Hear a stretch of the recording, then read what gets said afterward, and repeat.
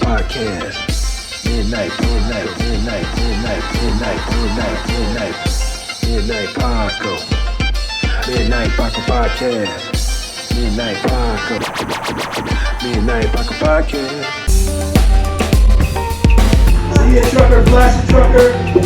Hey, life. Sandra is also Puerto Rican. Ladies and gentlemen, Cool Steve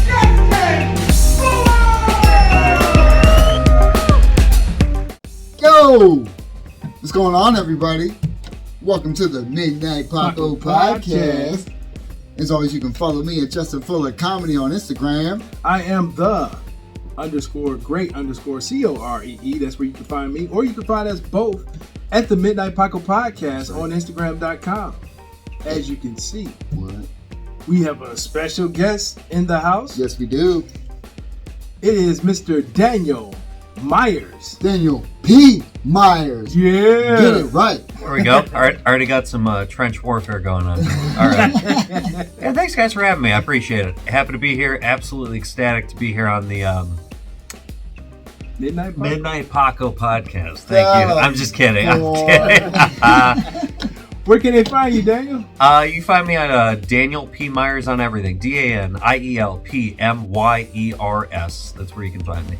That's right, everybody. Please hit the like, subscribe. Notifications is what, please. So to the Midnight Paco Podcast, brought to you in part by the Acumen Paralegal Services. Help you help yourself the legal way.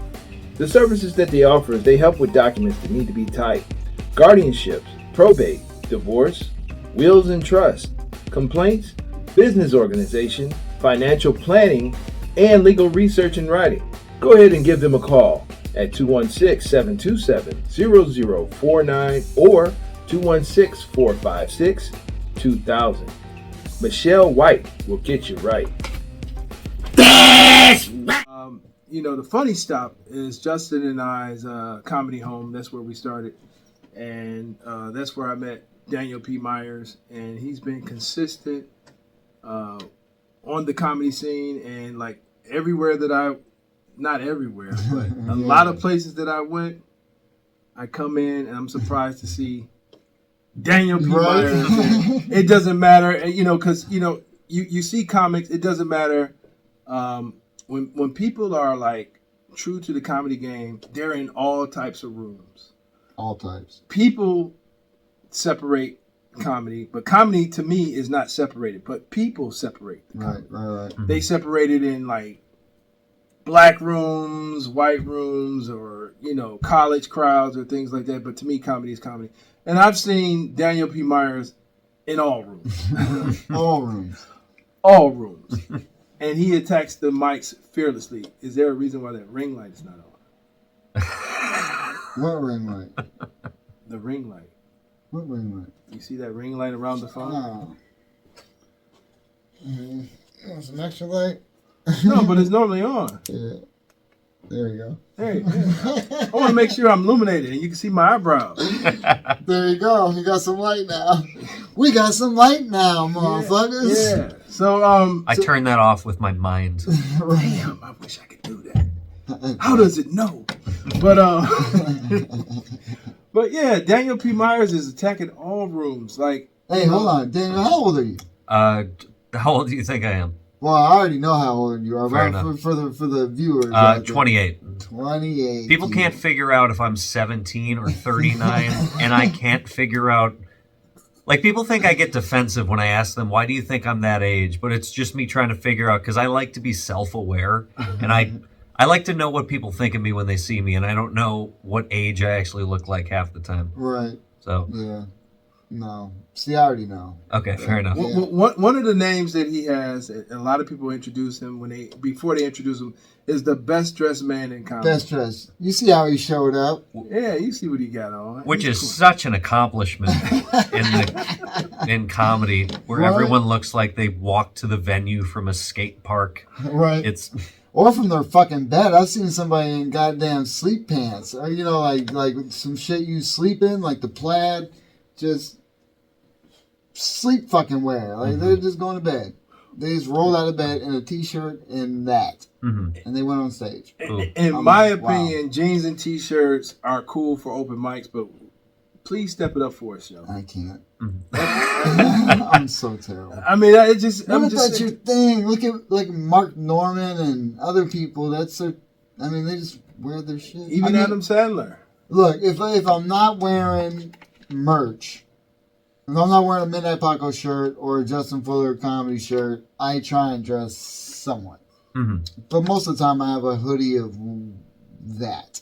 You know what I mean? And it's one of those things. Unless it's a weekend club show, I think you have to make an exception. But otherwise, yeah, you're good with that. I mean, if I'm performing at the Improv, I'm probably not going to wear a hoodie. Yeah, there you go. You know what I'm saying? One of those deals. But you know, I like wearing my t-shirts and shit. You know, it's tough. I don't know. Yeah, you're good. You come prepared every goddamn time. Yeah, is what I'm saying. dresser. You actually like put effort. You know what I mean? Where other people just show the fuck up. You know what I mean? No, this is like me putting on a t-shirt though. Right. So this is just your everyday affair? pretty much. Really? Everyday Daniel. He puts on the tux to take out the trash. But how long have you been doing comedy? Like 6.5 years. If I'm gonna get specific about it, yeah, about 6.5 years. 6.5 years. Okay. All right. So Congratulations. Oh, thank you so much. Congratulations. That is a great accomplishment. One of the things that I noticed, like I'm a comedy nerd. So one of the things that I noticed about Daniel, correct me if I'm wrong, By all means. he cares about how he looks on stage. Like he has that. He has great stage presence. He cares about how he looks on stage. He's not slouching on stage. Nope. He has the mic a certain way. Yep. I mean, because this show is pretty much, when we started, it was pretty much about our experiences being like new comics. And, Okay. Yeah. Oh yeah. Yeah, so things that we noticed about comedy. And one of the things that I noticed that Daniel gave, he cared about how he looked on stage, how he's standing on stage. How he holds the mic, How he takes the mic out. how he takes the mic out, how he puts A professional. either he uses He just grabs that bitch, dog. He just takes it and puts the mic away. he's standing a certain way. Sometimes he used the mic stand. He leans on it sometimes. Right. I never got that comfortable to lean on the mic stand.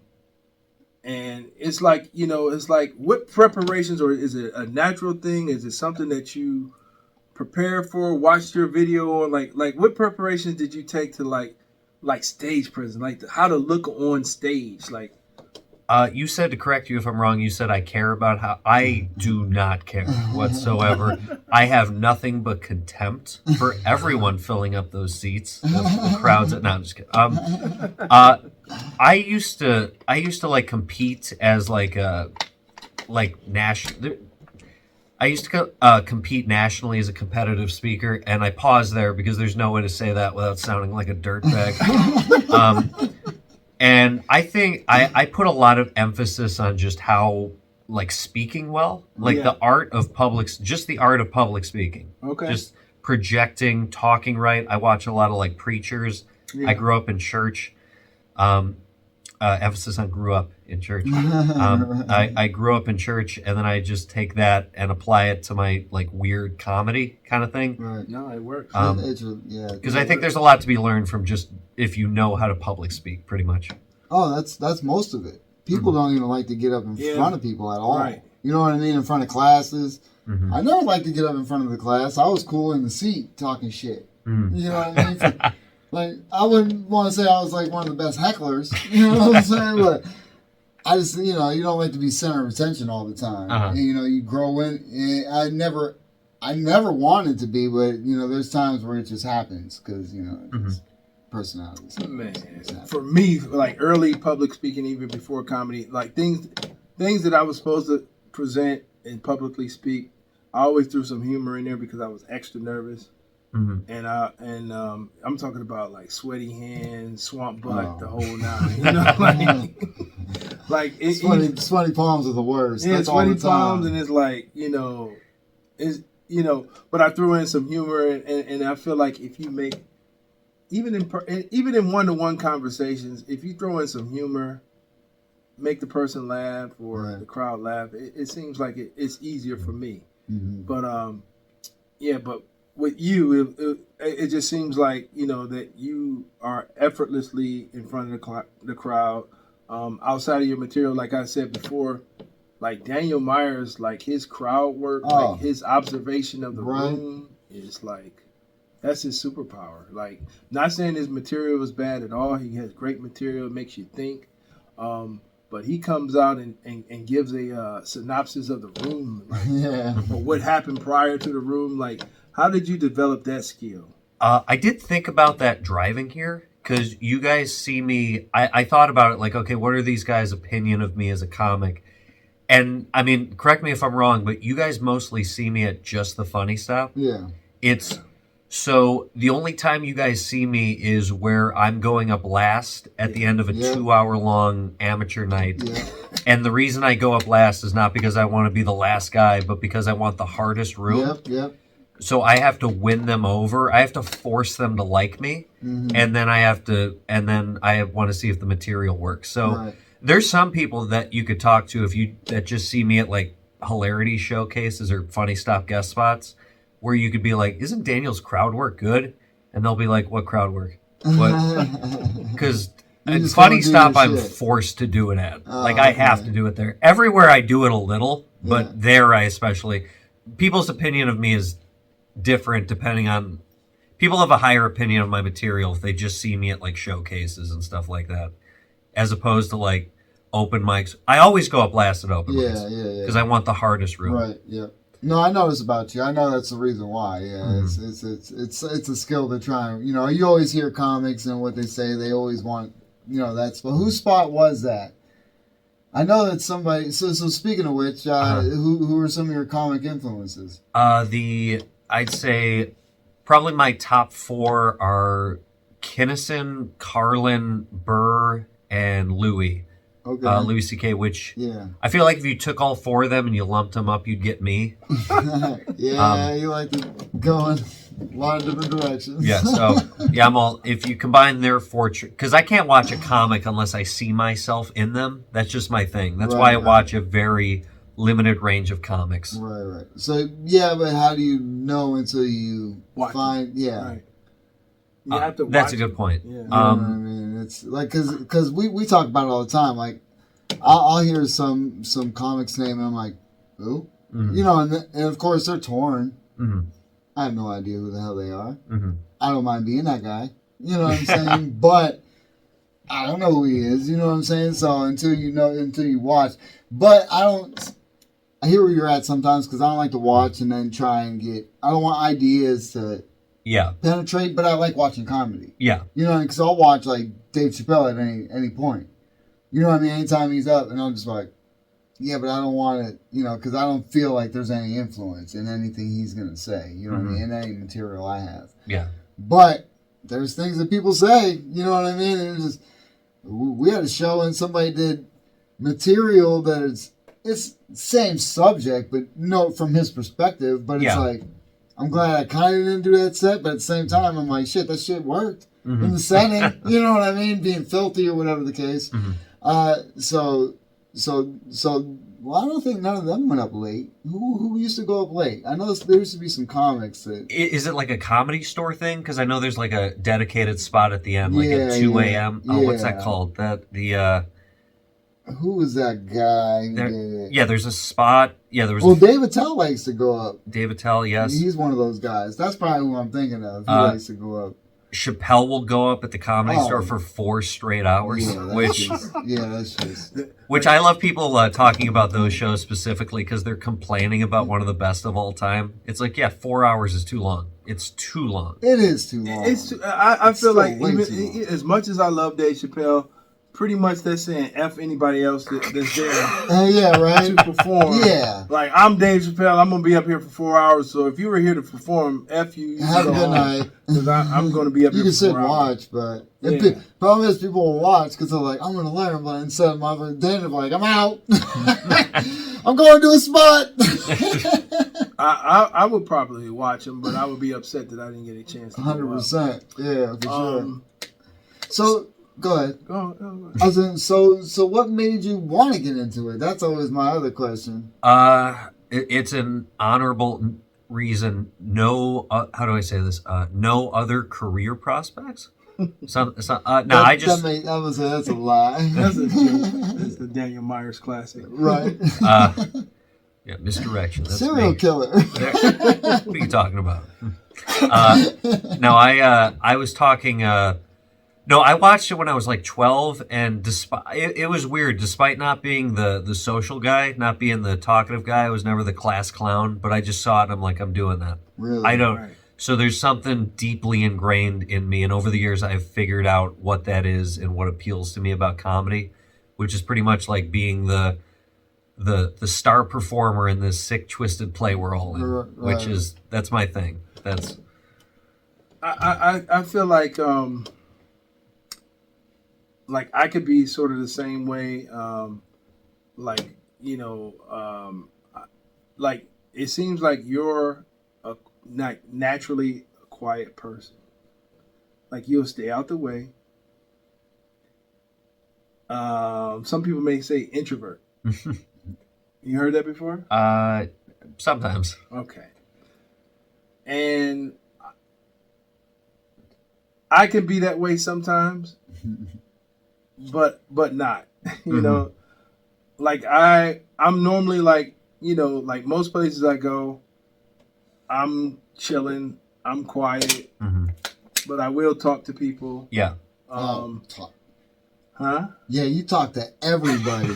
Who the hell are you kidding? No, but Can you okay. tone it down? You get all types of backgrounds and remember all types of information. Well, that's because I have conversations. I have conversations with people. Like individually, I'm not in front of the room like, hey y'all, hey. No. You know, I'll go and talk to a person and get to know them and ask questions and things like that. But as far as like versus like some comics, as soon as they come in, they're there. Oh, he's a comedian. Listen to him. He's telling jokes. He's making everybody in the room laugh. Right. That's not me. No, no. I'm quiet. I'm observing. I'm watching, and but it's like even like you've witnessed, Justin. Like my days has been like, ugh. I don't even feel like doing this. Oh yeah. But then when my name is called, it's like showtime. Boom. Right. You go up there and you do your thing. You come alive. Yeah. I'll tell you what, man. When cause I started doing this, I'm late in the game. I'm 45 years old. We're late. It's something I've always wanted to do, but like I said, I started late in the game, and I was looking for open mics, and I found the Funny Stop. So I went. The first time I ever went up was July 2019. And I never went back until December of 2020. I wanted to go back, and then my job was I was working late hours, this and that, so I quit. Quit my job, and I got another job so I could start doing comedy, because it's something I felt... I've always wanted to do it. The moment I did it, I knew I wanted to do it. That's it. You know what I mean? Because I think I went a week before, and I watched, and I'm like, cool. Because I seen a few people up there, I'm like, I can do this. After the first time, it's funny because when I rewatch it, because I haven't posted it, I know exactly where I went wrong in some of the jokes. Because, you learn every time. Every time you go up, you learn something new. And it was beautiful that even after the first time, I realized where I fucked up on some jokes. You know what I'm saying? But it was something I've always wanted to do, and it took forever, to actually do it. But you've always been a staple. You know what I'm saying? You've always been there. I don't remember, like in 2019, I don't remember. 2020, when I started going consistently. And then he started showing up, because I didn't talk to anybody. Yeah. I was like, I show up, sit in my fucking seat. I was probably the same place. I don't think I talked to you until he started showing up. You know what I mean? Because he talks to fucking everybody. He goes around the room and says everything. And I think you have been doing it maybe about 4 years at that time. Yeah, because 2.5 years. I'm I'm now. 2.5 going on 3. So yeah, it's just you've always been a staple, and you grew on me. Because when I first started going, I'm watching you, and I'm like, I like some of your jokes, but I haven't seen people just not feeling, you know what I mean? And it's like late, especially when you go up, you know what I mean, late at night. And then like I said, I appreciate, we talk about it all the time, because trust me, you listen to all of our episodes, it's a documentary of our stand-up career. Yeah. And we talk about everybody there, never in a bad light. Okay. Obviously, we're not up here killing you. You know what I'm saying? Okay.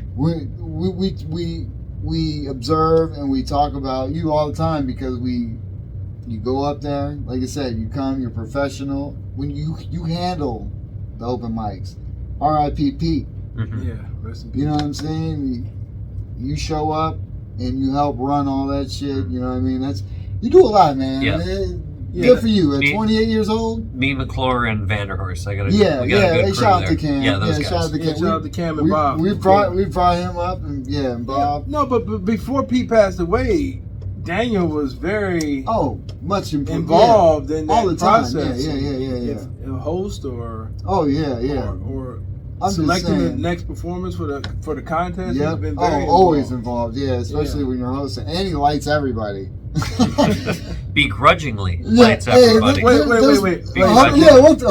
This is perfect. Yeah, perfect. I'm glad you brought that up. Yeah, fucking right. Here we go. You got some individuals like.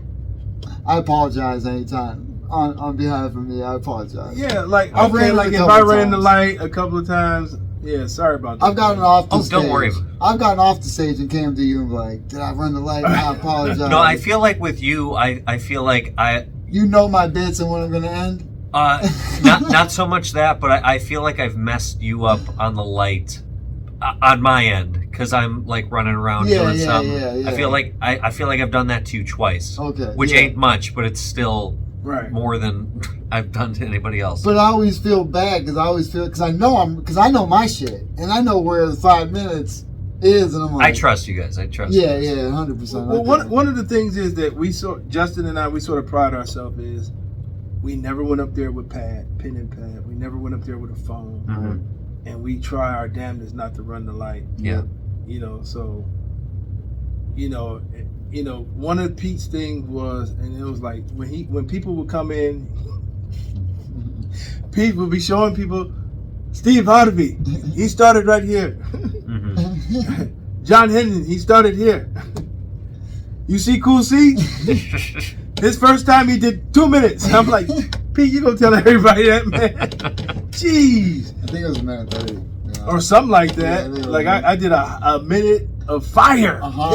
Minute 30 and out. Yeah, I was like, that's all I got. Have a good night. But I try not to run the light because that's so important. Like, like watching people like you, Daniel, that like cares about their appearance on stage. Like, for example, I used to paste. I used to mess with the chord because I got OCD. The time.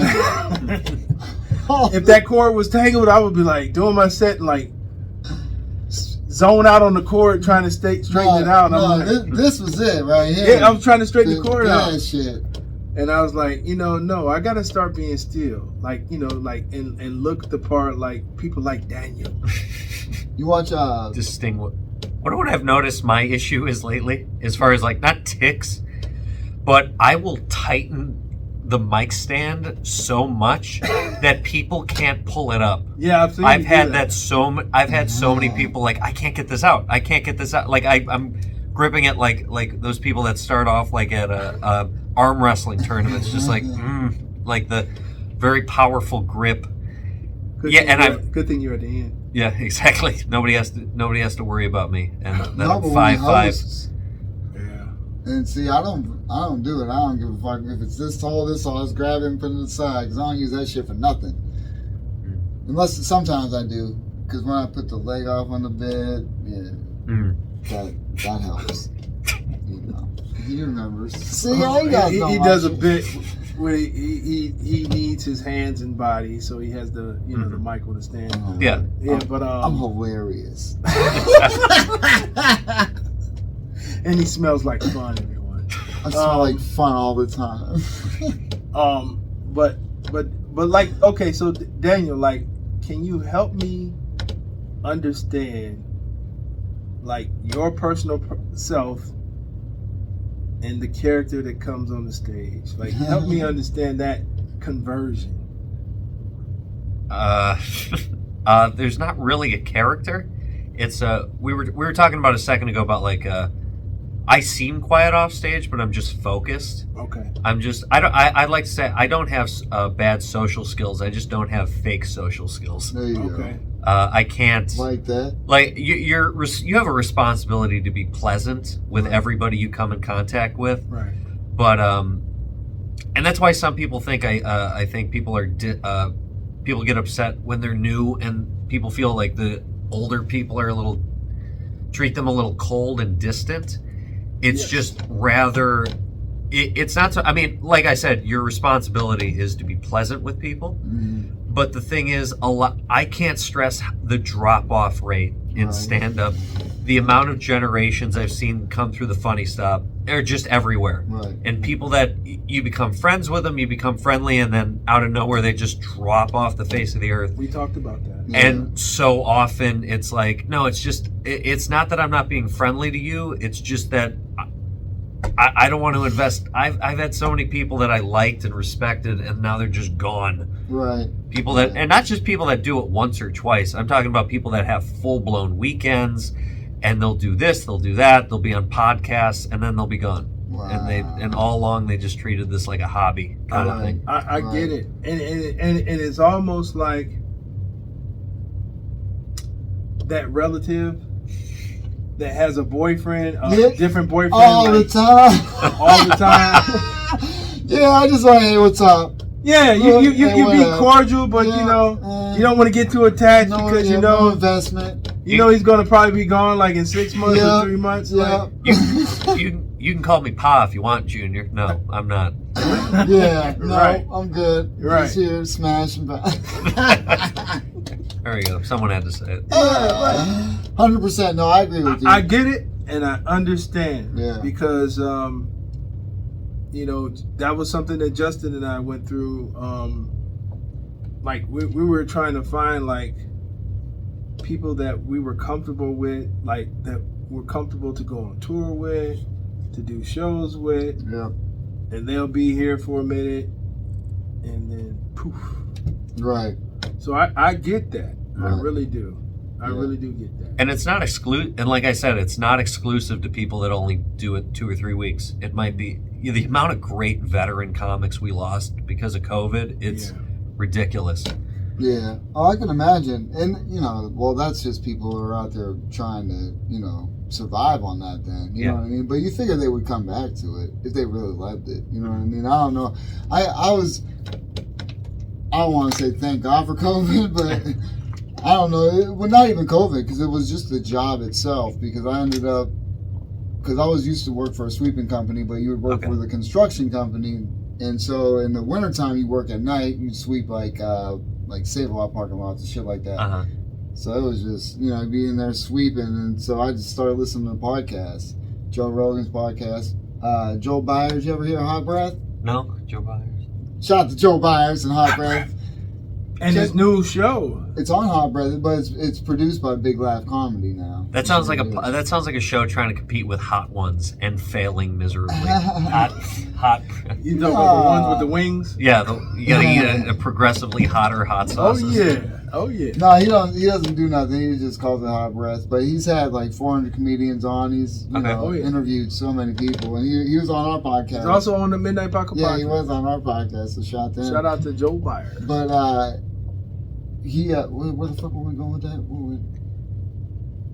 You were talking about like sweeping companies, and you were working at that. Oh you yeah, listening to different podcasts. So see, pot people, weed, marijuana.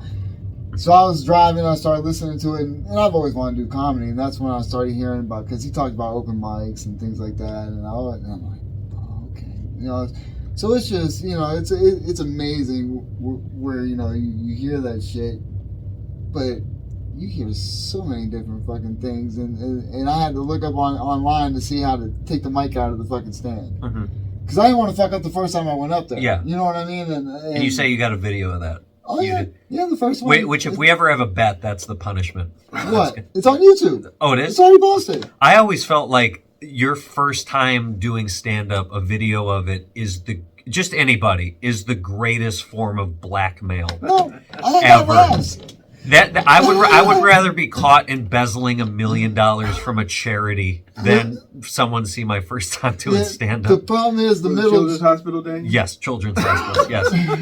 The middle joke didn't go over as well because I was talking about Kevin Winslow Jr. And if you don't explain who exactly Kevin Winslow Jr. was, the joke kind of wasn't the best. That's when he got busted jerking off in the Target parking lot. You know what I mean? Former Browns player. Yeah, he's a Browns player. And I said Kevin Winslow. I didn't say Kevin Winslow Jr. So basically I was talking about his dad. Right.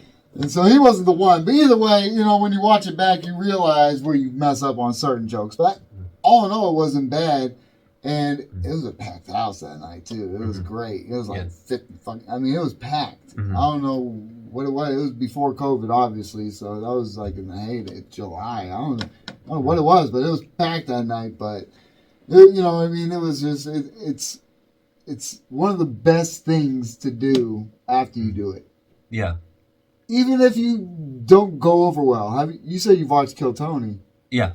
How many people die a horrible death in a minute? Exactly. No, but here go my question. And we get 5. One of the things that I noticed is I haven't noticed you recording your sets. Yeah, I do not. You did not.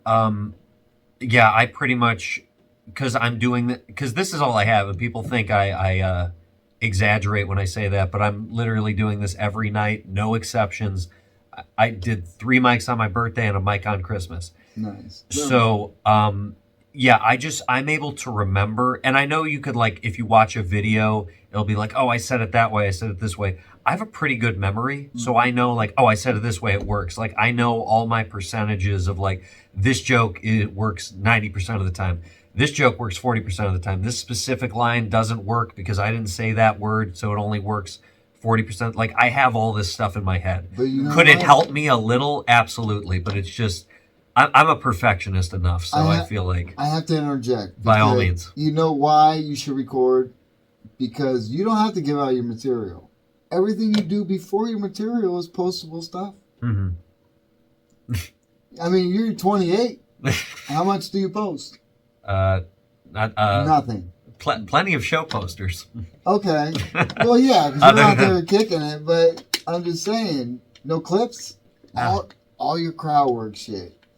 All the stuff That's before... gold. That shit is gold. You ain't gotta give out your material, because I know, you know, I know how you are, and so you don't want to put that out there because you want your show and your shit. But all that other stuff is stuff you can post because it's all different. Yeah, that's every show is different. Yeah, you know what I mean. And even with the little crowds, you hit on certain things. Even when you say we got you hot, you know, and shit. It's hilarious, you know what I mean? Stuff like that, you know what I mean? You can post all that little bits. It's something, you know what I mean? It's just to boost up because you are funny, you know what I mean? And all you see is your posters, but you want people to start coming for you. Yeah, that's true. You know, people don't think people listen or watch because of a certain person. We did a show last week in Beaver, PA. Shout out to Beaver Falls, PA. I'm sorry. And after the show, a girl's like, "You're funny. I'll come to any show that I can get to." Thank you. You know, that's awesome. Now, will she? I don't know. But either way, it felt good. You know what I mean? To have somebody want to actually come see me. It wasn't family or a friend or somebody I'm holding hostage. Come on, please. You know what I'm saying? I need 5 people to show up so I can perform. No. You know what I mean? It's just good. So you got to start putting yourself out there like that. That's all. Well, I do neglect that, yeah. Yeah. You hear with the conversation you had with Daniel? Yeah. I had this conversation about a year ago. How long ago was it? But yeah. Oh, did really? Of course you did. And the same response, like, okay, yeah. Of course you did. Yeah, You're right. Yeah. And you know why I'm saying this to you? It's because he's probably put it in my fucking head this whole time. It's like a constant feedback loop. You know how long I've been on Instagram? Since I've been doing comedy. 2.5 years. That's it. Well, that's what I'm saying. Like, you know, I almost think and I'm being serious. Like, it's almost like a crime that Daniel's committing because he's doing this great material. He's not posting none of it. None of it. And it's great material. Like You said you want to go to New York. Yeah. Um, He's about to read me the riot act. No, Here we go. I'm kidding. no. I'm just kidding. I'm messing just with you, saying, man. like, you know. No, you're right. You're 100% right. I don't know. I mean, I'm stubborn, and I just want the Art. Yeah, well, You're I'm working on that. I just want the skill to be there. I know I have the marketing ideas I want to do, but that's not until later on. And most importantly, like I said, I'm stubborn. I want to get into be heavily featured at the major clubs first right. before I start doing any of that, because I feel like that's the feather in my cap that I want right now. okay. I mean, I feel like I should be there already, but that's just my bombastic opinion. That a boy, see? No. Throw some fire out there. It's like, You think there's a blacklist in this bitch? No. I'm just I'm boring, and like I said, I don't have fake social skills. Not true. Yeah. Nobody's holding me back, but nobody's if this was run like a sport, I'd be much farther. Right. Work ethic and results. That's all I care about. Right. Yeah. No, you're out there. Yeah, you out I mean, like, every comedian, and you work at it. every all the comedian, time. the ones that are considered like the heavy hitters in Cleveland know and respect Daniel Meyer. Oh yeah. G Dubs was just talking all about you on the GW episode G-Dubs too love you. last time. I've been at Hatfields Yep.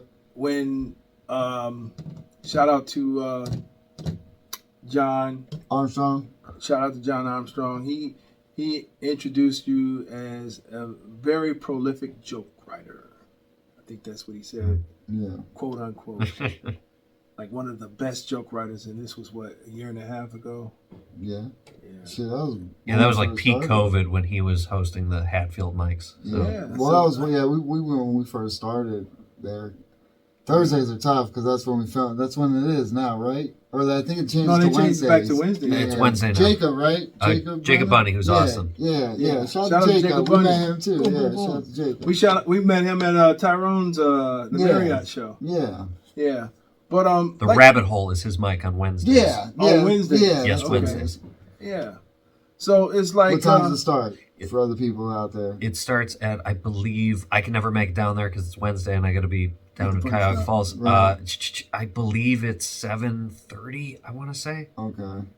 So the rabbit hole, where at? anybody in the Cleveland, Ohio area. Hatfields? Yeah, it's 7:30, 2 hours, 7:30 to 9:30, I believe. At Don't, Hatfields? I'm 99%. Yeah, Hatfield's good grub in, it's like the Lakewood Cleveland border. So whatever that is. Cleveland, Ohio. Yeah. Shout out to Jacob. Okay. Yeah, we got to be specific because, fortunately, our show is broadcast all over the world. All over the world. That's what I'm saying. See, Where's that spot that freaks you out? there was just a lake, and there was a dot in the middle of the 'Cause fucking lake, and I was we like, get to that's, see the analytics of who listens to the show. yeah, it was just I'm like, that's Daniel P. Myers. He's On his like- yacht, listening to Yeah, he's listening in to the He's podcast in the middle of the lake, somewhere. Thanks, somewhere in Daniel. the woods, listening. No, No, some guy like in a boat hat with lures on it, and he's just in the middle of some lake dumping a body, and he's like, I like the cut of these guys' jib. I like these guys. They speak to me. it is weird as shit to see a dot. The Loch Ness Monster loves this show. That's right. But that's what I was getting at. You don't know if you post shit, who's gonna see you. Yeah. You know what I mean? That shit worldwide, and it's amazing. Yeah. We got fans in the Philippines. Yeah. And UK. Shout out to the everybody Philippines out and there. UK. And Saudi Arabia. It's amazing. Yeah, shout out to everybody that watches and can hear our voice. Hey, speaking of which, you remember Barakat, who came to the Funny Stop? It was his first time doing comedy in English. Oh, yes, I do. Yes, he do. And yes, he do. Yeah. What the hell was that? Yes, he do. He do his thing. No, he had to go back to Saudi Arabia. Saudi Arabia, and he was doing what was he? He was like He's like He was doing a tour.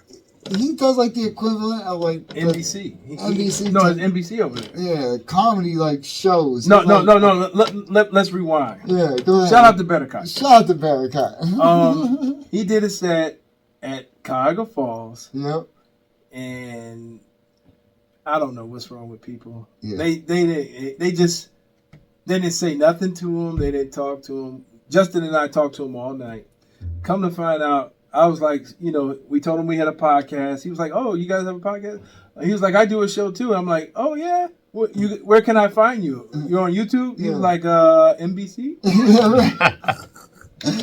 Like, you on NBC, dog? So yeah, and he just started a podcast, and it looks professional as shit. You know what I mean? But it's like you never know who the hell you're gonna meet. You know what I mean? He's on stages, it's all clear. Looks like he's on Just for Laughs in this bitch. He's a big time comic over there. Big time comic in Saudi Arabia.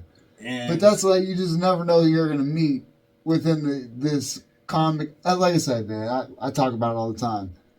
2.5 years I've been doing it. I've met so many people that I never would have met, which is awesome. Yeah, because we all have one goal: to make people laugh. Yeah. You know what I'm saying? It's something we want to do because fuck working in a warehouse. There you go. Fuck working in the office. And this is the one job you can take to the end, to the finish line. And there's no. Yeah. Let me piggyback on that. I want to say being a comic is the only job that you can get paid for being yourself. 100%. Yeah. I'd say it's the last bastion of free speech, at least. Yeah. I mean, that's another subject, but yeah. Right. Oh, yeah. Yeah. Free speech. So, are you opposed to doing skits, doing any acting, or where would you like for your comedy to take you, Daniel Myers? I have very lofty goals. I want to be one of the best of all time. That's love it. That's Steve Martin? Sure. Why not? If I'm going to give up my entire life for this, I want the equivalent of that back. And I think that's why I have no life outside of this, because it's, relationships, friends, hobbies, nothing, just because I think that's what greatness is, to me at least, is when you, Absolutely. It's not just you work hard at something, but you make it your entire life. Right. Yeah. And so, I have very simple goals, but they're big ones. No, that's true. That's the only way to have it. Shit. For us laymen that don't speak or understand things, would you be opposed to doing movies? No. Anybody that can use my limited range of skills, I'm more than happy to oblige. Limited range of skills. Sometimes just being yourself is a skill. No. Being Daniel Myers, like, he would be the best supervillain ever. Right? Ever. See, like that laugh, he just... Ever. Because who would suspect Daniel? And I don't want to put his skit out here, but who would suspect him putting bombs at the bottom of everybody's chairs? Yeah, right. I'm the most adorable looking Muppet you've ever seen. I'll play like that, what was that, in Gotham, where it's... that Batman show where the Joker was supposed, like, they played him off as like this circus kid, and he just looked like the most innocent person in the world, and then it turns out he's the supposedly the Joker. I could pull that off. He's one of my faves. So, all right. So, like I was saying earlier off camera, it was like a lot of times, like, people inject their personality into their material. Can we talk about some of your material? You say that so suspiciously. Yeah, right? Like, what are you talking about? Like, what are you talking about? So you get really dark sometimes, Daniel. Why would you say that? Why would you? Are All you the kidding me? time. I'm a ray of sunshine in just this bog of comedy we live in, this miasma of comedy. What do you mean dark? I got like 20 minutes on my favorite air freshener scents. Like, what do you mean dark? Yeah, 20 minutes. 20 minutes of air freshener. Like, serial Cedar killers by their first names, and like the guys. What's those guys' From names? Columbine? Yeah. What? I know about the Columbine shooters, but I don't know their first names, dude. One second. Ass. Edit out. Got it. Okay. Go ahead. By all means, continue. I mean, I've watched the documentary. When he brings it up, I'm like, oh yeah, I remember their names. But I wouldn't remember them offhand. But I'm a pothead. I mean, my memory is, Like, help me understand that. Like, I mean, I know it's well, come on, he writes it. So he knows the names because he's written it down. He made the joke up. Actually, he's enjoying it. I know, look at him. You touched the subject he loves so much. I can't joke about anything that I haven't either like cried or shrieked or like been fearful of. Right. I don't write any like I do 99% like darker material, absolutely. But that's only because I feel like that's what you have to be joking about. Yeah. Like, and listen, I don't look down on anybody that does like everyday stuff, but Right. I think the goal of comedy should be laughter should be the medicine to the polar opposite, which is sadness, despair, that kind of thing. Depression. Yeah, like I don't have to like I write that stuff with reverence. I don't go, I'm gonna be the edgy guy. Right. Do I get an ego boost when I can make that stuff work? Absolutely. But I don't go like, oh, I'm gonna be the dark weird guy. See, I thought maybe that was your goal, is to be the Fair dark enough. guy. Maybe you're still right. His name is Well, 'cause Daniel P. Anthony- Myers, not Critcher Pimpefby. Well, no, because he's just the weird guy. There's a difference. Because I'm like Anthony Jeselnik. His goal is to be that. You know what I mean? It's like I'm gonna be that guy. He doesn't take it some extreme. You know. Actually, no, it's about the same. One of his specials was a fire in the maternity ward. Yeah. I love that. Yeah. So is that the angle? Most of it. Yeah, it's well, people say he's like edgy. Anthony Jeselnik, he's edgy, but he has like a degree in like English writing or something like that. Like he's not edgy. He's just an impeccable writer that likes it. Like I don't have like comedy should be what we fear, pretty much. Right. Like I don't have to feel better about somebody having 14 items in the express lane that's in front of me. I don't have to feel better about that. I have to feel better about this is the analogy I always use. I have to feel better about the woman that went to work at the Twin Towers on September 11th, 2001 and sat down at 8 a.m., looked at the clock, said, oh, this is going to be a long shift, but I can't wait to go home and see Matt and the kids. And then 2 hours later made the conscious decision to jump to her death because it was better than burning alive. We could sit around and cry about that, or we can laugh about it. Right. Now, it depends on the integrity of the person. Do you think the person has integrity that's joking about that, or someone has no respectable qualities? But yeah, you have to go a little crazy, a little, because try to be normal. This world's tough. And I know your joke, so I'll give her a no. A 7. Yeah. Fair enough. No, but so I don't know her by name, but I know. Anyways, I'm just kidding. 100%. No, I agree with you. But see, like, okay, so I tried to put myself in the situation of a mass shooting. I don't do that, but okay. I do because my background. Oh, it's the victim. Okay, gotcha. No, not the victim. Oh, okay. But just being in an environment of the beginning of a mass shooting. Mm-hmm. This is what's going on in my mind. If I see somebody shoot somebody, because it starts with one person, right? I'm like, man, I would be there like, woo, he must have did that person dirty. And then he shoots somebody else, and you be like, wait a minute, hold on, wait. He did it too? Oh man, they must have did him dirty. But wait a minute. And then at one point you'll be like, oh shit, he's shooting everybody. Let me get the hell out the way. It takes 3 people? Yeah, like, whoa. Holy shit, wait a minute, they don't even look like they know each other. Like I know for a fact they don't have classes together. Right. So it's like, you gotta, I think about that because it's like my background, you may have, how can I'm not saying I'm numb to stuff. But it's like you've seen situations happen, right? And you're like, "Whoa, yeah." Like I said, the first person that he killed, I would be like, "Man, he must have, she must have stole his money or something. Right. Said something to his mother or something like that." And then you're like, "That's messed up." But then he keeps killing, right? And you're like, "Whoa." Maybe I need to get the fuck out of Dodge, like. I'm just amazed it takes a few people for you to start running. Normally, like if you see somebody take one person out, you think it's personal. But the second one, you got to a third is one of the. Well, no, I'm just saying. You decide to leave. When you hear the gunshots, of course you're going to naturally. The first one. Natural reaction is you're going to take cover and you're going to be like, damn. he must have did that person dirty. Or she Oh, must okay, that's when it comes in. You You know, didn't like, say nothing about it getting taken cover. That's all. Well, of course you're going to take cover. It's a natural reaction. You hear a shot, bah, it's a natural reaction. Okay.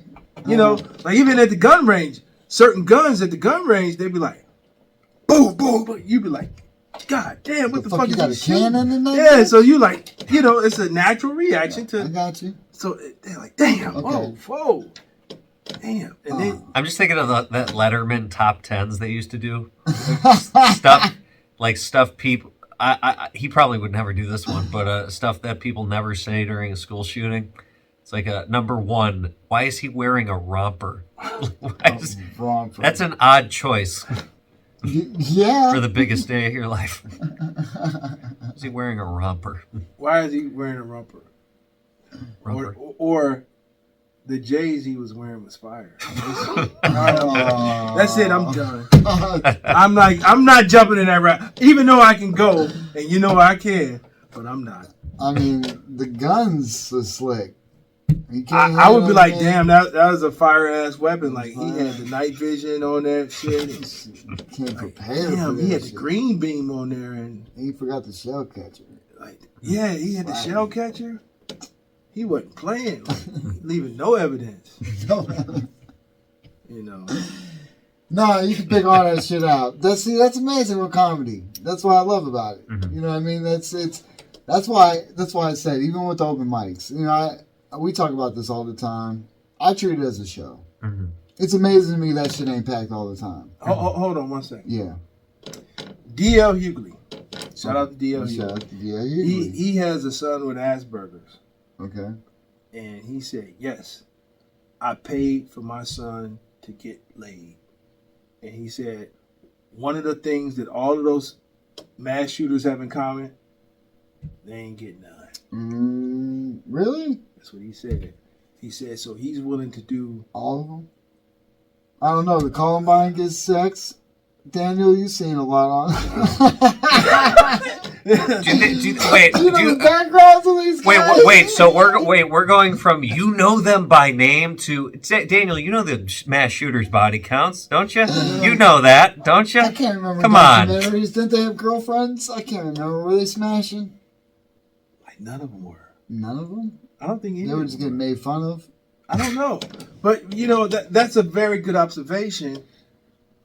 Like they're not getting none. Like, I mean, could that be a reason? I mean, I don't know.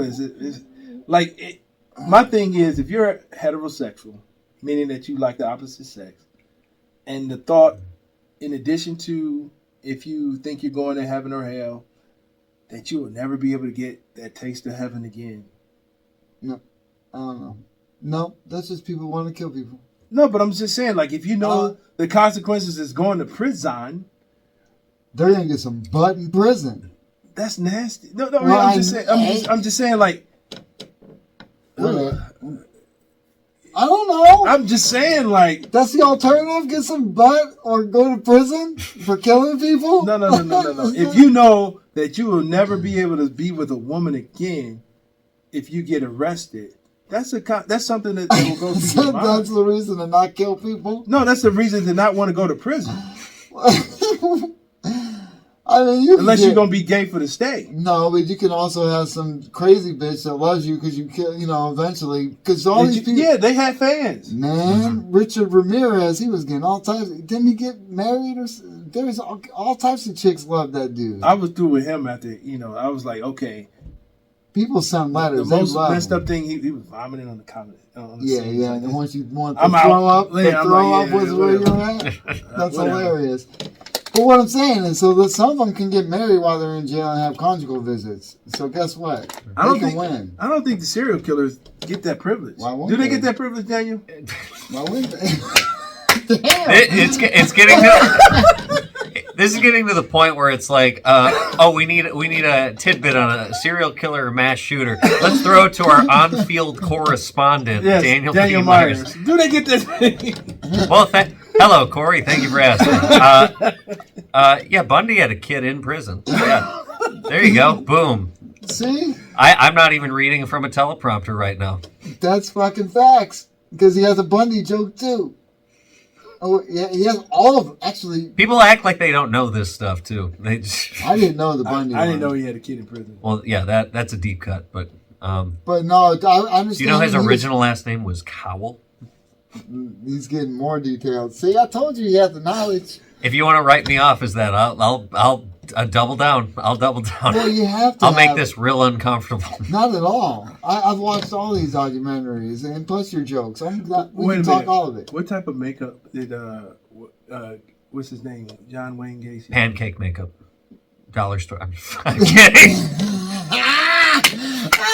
I'm kidding.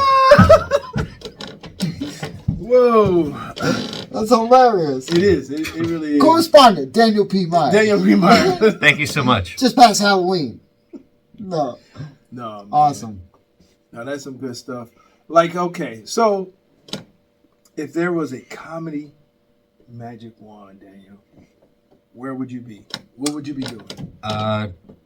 The next, like all time, Yeah. headlining Madison Square Garden. That's you've made it if you do that. How much Pretty- time do you have?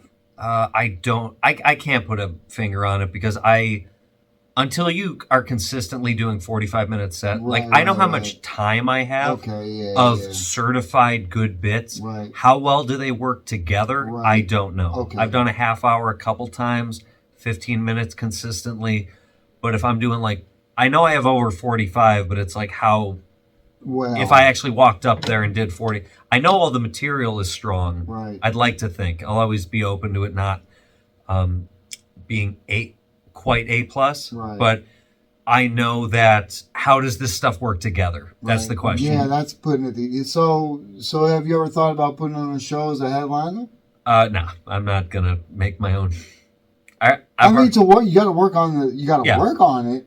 I've gotten more like 15, 30 minute, and I'm happy with how those sets have been going. Okay. So just working my way up. Okay. So in a sense, once you do that, you kind of know where you can put it together. Mhm. Okay. Yeah, All right. yeah.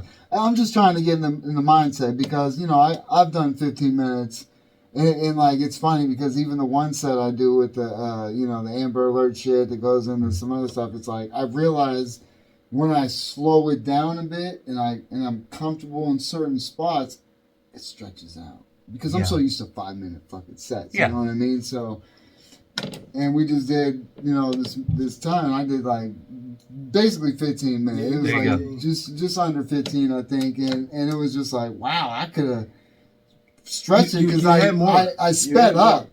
I sped up because I knew I got the light, and I'm like, oh shit, I got to finish the end of it. You know what I mean? So it's when you like we used to argue all the time. He's like, we got this much time. I'm like, dude, we got like this much. We got a fucking hour. We yo. got like 10 minutes. You know what I mean? But the more you do it and the more comfortable Yeah. you get doing it. hmm You see where you slow down a bit. Because I watched Mark Norman, Yeah. speaking of which, and it's like, Yeah. That's he's fucking joke, but you know what Yeah. I mean? And that's his style. yeah. I can, I see that and I'm like, slow down. Exactly. Take a breath. You know what don't. I mean? I watch and I have tremendous respect for that. Right, But to me, that's like nails on a chalkboard. right. It's like I feel like I'm not even listening to a person. Yeah, you just, It's like those AI comedy skits they do, like where they'll send a robot up with like just like comedy material and he'll do it, And like read it. AI generated. you were gonna have he was gonna have his phone read his joke. No one has done that. No, So I it haven't seen sounded funny. It Yeah, it was sounds funny funny. because the way the Siri joke did was. it a lot but- better than I did. Right. Sorry, baby. You're on airplane mode. Why are you waking up? But so I don't have an answer for that. Is there something else? See? get out of here. That's hilarious. But all right. So in my mind, Pete from the Funny Stop in Cuyahoga Falls, his straight plug was dry bar comedy because it seems like everybody either just came from doing the dry bar. So I noticed that you don't swear, but your material's a little on the edge. Do you think you could do dry bar with your comedy?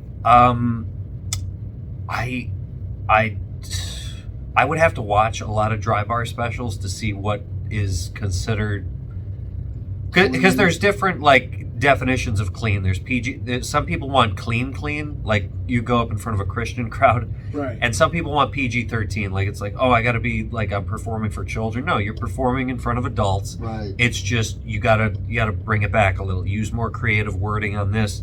Use a better word for this. Don't curse here. I'm doomed. I mean, I'll drop F-bombs, but go ahead. Yeah. No, you're. But do you think You guys are good. I don't. you. Yeah, you guys. I don't see any problems with. Yeah, you don't like. The big thing is like, do you? I just talk about drugs. I Yeah. innuendos, sex innuendos. You know, because I talk about buttholes and you know what I mean, all types. But I just don't say. Buttholes. I don't notice that. So I. Yeah. If you're listening to you on autopilot, it's like, yeah, there's nothing wrong with this. It's Yeah, creative yeah. wording. It's not. Yeah, no, I don't get like super. I don't drop F-bombs. I'm never like, I'll drop a shit here and there ass, but you know, I'm never. I ride the line very good on subject material. That's all I'm saying. As long as you're not cursing like a sailor and you're not. No, yeah. it's never that. It's always just like I talk about being wet. You know what I Yeah. mean? Because I compare it with Aquaman, but Yeah, it's the pretty much. same. It's Yeah, still that's- sex innuendos being Yeah. wet. You know what I mean? So. Yeah. A lot of those things can be looked at as not clean. That's, you know what I mean? It's just Yeah, if you could do it on a Where is late it? night talk show, just look at it like that. right. Like right. if you could do it on that, you're good. So do you think you can? I think possibly. I hear both sides of the spectrum on what my stuff is. It's either it's like it's all respectable from a respectable angle, or it's Yeah. like that's off the wall, dude. Like that's Yeah, you like I said, you grew on me. You know what I'm saying? And I never thought of you as a bat. You know what I mean? It was just I'm watching like, you don't know me. okay. And then now every time it's like, Daniel, all right, Daddy. Yeah, you know, we're fan favorites. You know what I mean? Which we'll get to. Do you see a lot of like camaraderie at the clubs? Do you look at it like that? You know what I mean? Because we're cheering for people. As far as like not being Not even competitive, just like I'm always trying to be supportive for people. You know what I mean? And you know, it's just you don't see a lot of it, is what I'm saying. You know, I try. We try and cheer people. We on. cheer everybody on. Yeah, You that's all. always hear us like, woo. And he's always like, "Thank you, Justin." In the middle of this shit. Statler and Waldorf, or whatever their names are, You know, off to the side. it's just like, and in the 6.5 years you've been doing it, you know, do you know, because when he came in, like I said, nobody was talking to anybody really, you know what I mean? And he's always been like, when I first started, he was like, "What do you mean? Everybody's not there laughing and giggling at everybody?" And it's till you see different personalities. Yeah. And then when you start to maneuver, I guess, is when you see how people are. I guess that's what it is. You just got to deal with multiple personalities, and it's like a microcosm of fucking life. Yeah, You know what I mean? this business attracts that personality. It Right, can attract okay. really. I've met some top-notch, salt-to-the-earth people. I've met some very scummy people. Right. And it's okay. Yeah. So it's just maneuvering it. Yeah, I pretty guess. much. Yeah. Just- Just don't get your hopes up and just fucking. people want to see you're in this for the long haul. Yeah. That's all they want to see at first, and then it's family. That's Right. what I've noticed, Okay. Yeah. at least around here. That's a Yeah. good observation. Yeah, yeah. And this is a good scene. Yeah, You know what I absolutely. mean? It's he talks about it all the time. He's always getting like, I don't even want to get him started, but yeah. It's New York, LA, Chicago, and then Chicago's like second place. New York and LA are tied, and then it's like I'd say Cleveland, Miami, those kind of places. And Austin now. Yeah. Atlanta. Atlanta's Atlanta. kinda I want to put us, because we're homegrown, I want to put us number 3. I want to say LA, New York, Cleveland. That's how I feel, because it's like people go to LA, people go to New York to do Right, comedy. right. We here doing it, and it's a lot of great talent coming out of Cleveland. There it is. You know, That's what I and- said. And if it came to a competition of like homegrown comics, I'll put our team up against anybody. I know you got to go, Daniel, but No rush, by all means. I wanted to say like I just found out I could make this chair go higher. I'm here for the long haul. Let's do another hour. he would love that, but I only do hours. Oh, he presses himself for time. He's hilarious. He's a superstar in this bitch. But the thing is, and I understand you say you don't know how long a person's going to be around, but like sometimes when you see a person like their energy. I wanted to touch on like when I first came in. When I first came in and I saw Justin doing it, I observed 1 week. I came back and I said, I'm going to do it. I'm going up. That's when I did my famous with Pete tells everybody about 2 minutes. Well, now hold on. Let's give a little background. We knew each other at a job before I even started comedy. Okay. Like 2 years prior, 3 years prior, we knew each other working. Right. So that's. And then when I left the job, I just did it on my own. And then he called me because he keeps in touch with fucking everybody. And he was just like, "What are you up to?" I'm like, "I'm doing comedy." He was like, "For real, where at?" And I'm like, "Come on down." So that's that's how it all. We've known each other for a while now. But go ahead, continue. So it was like when I first came to the Funny Stop, in my mind before coming, I was like, okay, I'm going to a comedy club. Man, it's gonna be the best time ever. Everybody's gonna be shooting jokes at each other like pow, pow, pow. Yeah. And everybody's gonna be talking and laughing. When I got there, it was none of that. None of it. Everybody was just quiet to themselves, and I'm looking around like this. Or shit- clicks. There's clicks. Little clicks, Little especially clicks. afterwards. Yeah. I'm like, this is dead. I can't. To help with my anxiety, I walk around and I talk to people because if I feel comfortable, I have a better show. Mm-hmm. So that's one of the practices that I started doing pretty much even when I do shows. I'm walking around talking to people. Yeah, he's giving me a lot, like just watching because it's so tough to promote or talk or be outgoing in a sense. I gotta want to kind of talk to somebody. Yeah. But the beautiful thing at a comedy club is you can always talk about comedy. Yeah, there you go. You know what I mean? You can always talk about comedy. Mm-hmm. And so it's to watch him go, because the one thing when I come, I'm scripted. I know what set I'm going to do, for the most part. What I've tried to do the last few times is come and just look at the crowd and figure out what material I can try and do that night. That's what I do. Try and get out of my comfort zone a little bit, because the problem is my stuff, I've learned to break it up within those 5 minutes. Okay, this part's a minute and a half. You know what I mean? In my mind, I'm like, okay, this is about 2.5 minutes, and this is this, and this and that. So when I'm sitting there and I'm looking at the crowd because of all the shit he's always told me of how he does, because this motherfucker just shows up, he's eating, he's comfortable as hell. I'm like, what the fuck? How are you eating right now? Fucking sweaty palms, and I shouldn't be nervous because I know my material for the most part. I don't go up there. I'm not. I mean, there's times I've fumbled in my head, but I've come right back. But most of the time I've been doing this same fucking material for how long now, you know what I mean? So it's good. The repetition was another thing he had an issue with, you know what I'm saying, within this comedy thing. I hate doing the same shit. Did that bother you? Me, myself? Seeing.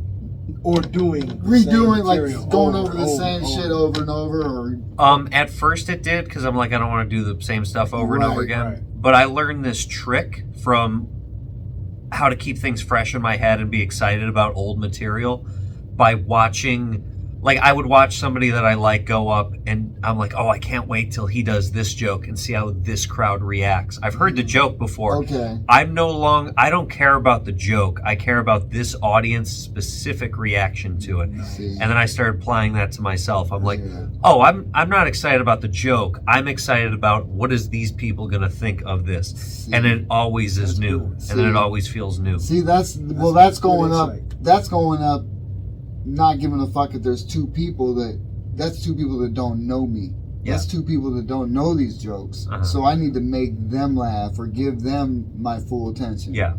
It's kind of a trick, but No, but that's good because, because we get in our heads is what I'm trying to say. Because we'll go there and the comics are there. All the same comics. You know what I mean? We go there and all the, we shout out everybody all the time, but they're there. And so sometimes, like I said, there's been times I've gone up and, you want to do good. You know what I mean? In a sense. But at the same time, it's like, you forget, it's like, they've heard your shit. Yeah. Over and over and over again. You know what I mean? So there's times where I record it and you'll hear like two little lads, you know what I mean? Because, sometimes the night's not the best. Yeah. But it's like, I remember those people.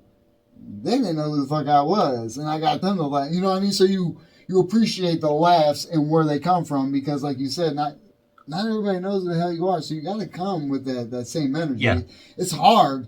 It's hard certain nights. Don't get it twisted, and that's why you're the champion, dude. Because at the end of the night, Daniel shows up. That bitch, he fucking rips the mic out. This motherfucker, he's like, "I'm sorry, you had to sit through all this bullshit." I mean, he doesn't say bullshit, but he's like, because sometimes it's good. No, but see, okay, so this is something that I feel like with that statement you kind of skipped over because I remember not looking at nobody when I first went up. Oh yeah. I didn't look at, but you saying it takes experience to be able to scan the crowd, be like, oh, they never saw me before. Let me see how they react. Mm-hmm.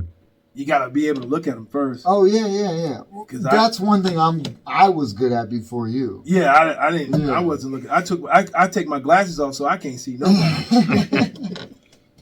I mean, I might go in a direction and look like them, but now I'm actually trying to. I'm actually like every time I go up, I'm doing something different. I'm involving people. I'm looking at them, asking for them to participate a little bit. You know, like asking them questions and looking at that person, and you know what I'm saying. You know, stuff like that, and that's a skill that I had to develop. It's a process, man. Yeah. That's why. See, the thing is as far as hosting. I'm not a fan of it, so I like to just show up, you know what I mean? But it's a big deal for the show, you know what I mean? And you're good at it, you know what I mean? Because you're polished, you know what I mean? You come up, you're professional, you know what acts are coming up, you have nothing written down, you know what I mean? Everything, it's a skill I'm not a fan of, but I see where it's important, you know what I mean? But you have to have a different mindset. It's not about you. Yeah.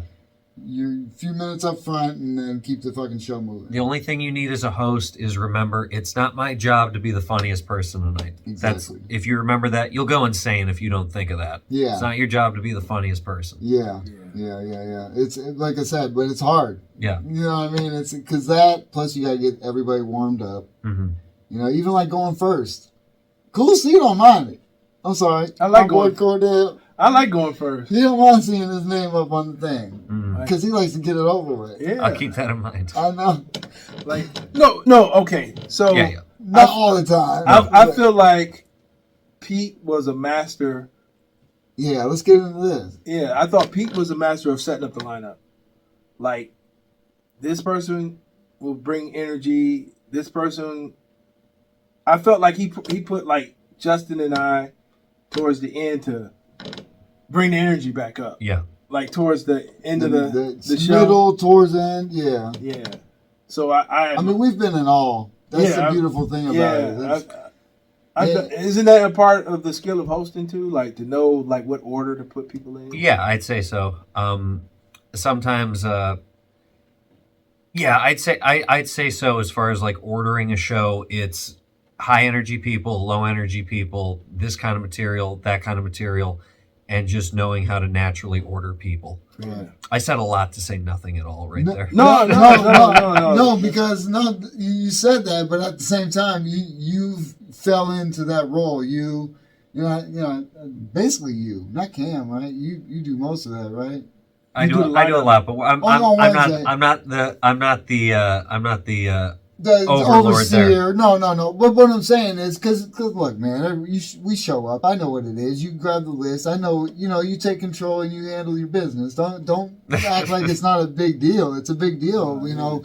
Pete used to pick the lineup. You know what I'm saying? You know the comics. You know what I'm saying? They show up. You know what material. You've heard people. You pay attention for the most part. So you do the line. It's a big deal. Yeah, I pretty much do the same thing now. It's like a couple people at the top. A couple people at the top that I know that are good, so the crowd gets into it. Yeah. And then trying my best to figure out new comics. We got 7 new comics tonight. This person did it once. Put them in the middle. This guy's done it 8 times, so at least they got their sea legs under him. Put them near the beginning. And then I got your guys' posters up on the wall now. Nice. So Thank you. I apologize if you're going to get less than preferential treatment now. Thank you. Thank you, Daniel. Thank you, Daniel. I'm going to need a $10,000 down payment. 100%. Yes, sir. And then you can get 2 and yeah, maybe I'll give you 2 minutes. Cool, see you. I'll light you at 45. Nice. 45 seconds. Oh man, I thought it was 45 minutes. No. Special. You get 2 minutes. I'll lie to you, and I'll light you at 45. And I'll be like, no, it was a minute. Damn. I let you at a minute. No, and you guys are always near the end because I know you guys you're the part of the senior class. I don't mean that age-wise. No, it's like you've been doing it longer than most people that are there, and your experience and your solid comics. So Thank you. Appreciate it. Episode of the Midnight Paco Podcast brought to you in part by the Acumen Paralegal Services. Help you help yourself the legal way. The services that they offer is they help with documents that need to be typed, guardianships, probate, divorce, wills and trust, complaints, business organization, financial planning, and legal research and writing. Go ahead and give them a call at 216-727-0049 or 216-456-2000. Michelle White will get you right. Okay, where can they find you, man? Oh shit! Y'all can follow me at Justin Fuller Comedy on Instagram. And you can find me at _great_COREE. Or you can find us both at the Midnight Paco Podcast on Instagram. I would like to thank Daniel P. Myers for coming through, thank you so much. giving us his time. Thank Where you, can guys. they find you, man? You could find me on the blacklist of Cleveland comedy because of my extensive knowledge on serial killers that I have displayed today. No, you could find me at Daniel P. Myers, DANIELPMYERS on everything, Facebook, Twitter, Instagram, all that. And if there's a show, I'm probably on it. I'm everywhere. Yeah, omnipresent. He's everywhere. Daniel P. Myers. Appreciate it, brother. Thank you so much. Thank Good you. show, man. Yes, sir. Appreciate it. Thanks, Yeah. guys. Peace out. Peace. Midnight Paco. Midnight Paco Podcast. Midnight Paco. Midnight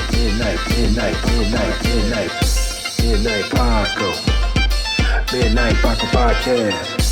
Midnight Paco. Midnight Paco Podcast.